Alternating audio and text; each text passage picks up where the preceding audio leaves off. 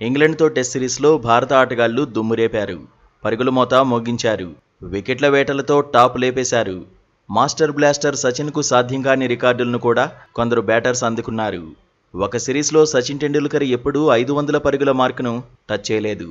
ఈసారి ఇంగ్లాండ్తో సిరీస్లో భారత్ నుంచి ముగ్గురు ఆటగాళ్లు 500 పరుగుల మార్కును దాటేశారు. ఓవల్ టెస్టు సెకండ్ ఇన్నింగ్స్లో రవీంద్ర జడేజా హాఫ్ సెంచరీ కొట్టాడు. దీంతో 500 పరుగుల మార్కును దాటేశాడు. సిరీస్లో అత్యధికంగా శుభ్మన్ గిల్ 754 పరుగులు చేశాడు. కేఎల్ రాహుల్ 532 పరుగులు కొట్టాడు. రవీంద్ర జడేజా 516 పరుగులు సాధించాడు. ఒక టెస్ట్ సిరీస్లో 6 అంతకంటే దిగువన బ్యాటింగ్కు దిగి ఎక్కువ పరుగులు చేసిన ప్లేయర్ల జాబితాలో జడేజా 5వ స్థానంలో నిలిచాడు. 6 లేదా అంతకంటే దిగువన వచ్చి ఒక టెస్ట్ సిరీస్లో ఎక్కువ పరుగులు కొట్టిన భారత ఆటగాడిగాను జడేజా నిలిచాడు. 474 పరుగులతో ఉన్న వివిఎస్ లక్ష్మణ్ను దాటేశాడు. ఇంగ్లాండ్తో సిరీస్లో 5గురు భారత బ్యాటర్స్ 400కు పైగా స్కోర్లు చేశారు. శుభ్మన్ గిల్, రాహుల్, జడేజాతో పాటు యశస్వి జైస్వాల్, రిషబ్ పంత్ ఈ లిస్టులో ఉన్నారు. సిరీస్లో భారత జట్టు 8 సార్లు 300కు పైగా స్కోర్లను నమోదు చేసింది. 8 సార్లు 350కి పైగా పరుగుల మార్కును టచ్ చేసింది. ఇంగ్లాండ్తో 6వ స్థానం అంతకంటే దిగువన జడేజా 1131 పరుగులు సాధించాడు.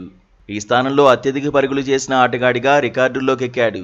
సిరీస్లో 5 మ్యాచ్ల్లో కలిపి భారత జట్టు 3809 పరుగులు చేసింది. టెస్ట్ క్రికెట్ చరిత్రలో ఇది రెండో అత్యధికం. గతంలో ఆస్ట్రేలియా 3877 పరుగులు కొట్టింది. ఇంగ్లాండ్తో ఒక సిరీస్లో కెప్టెన్గా అత్యధిక పరుగులు సాధించిన కెప్టెన్ల జాబితాలో శుభ్మన్ గిల్ రెండో స్థానంలో ఉన్నాడు. శుభ్మన్ గిల్ 754 పరుగులు సాధించగా డాన్ బ్రాడ్మన్ 810 పరుగులు కొట్టాడు. ఇంగ్లాండ్తో సిరీస్లో భారత బ్యాటర్స్ 470 బౌండరీలు కొట్టారు.